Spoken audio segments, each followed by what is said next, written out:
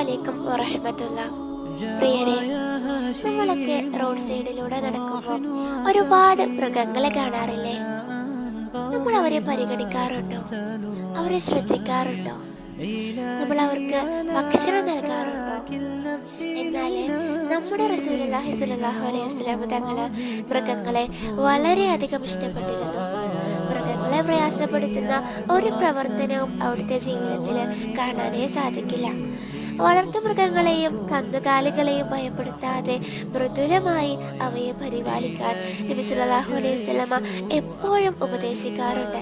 ഖസ്വാഇനെ നബി സല്ലല്ലാഹു അലൈഹി വസല്ലമ സ്വയം പരിപാലിക്കുകയും ഇടയ്ക്കിടെ അതിൻ്റെ പുറത്ത് തടവുകയും ചെയ്യാറുണ്ടായിരുന്നു.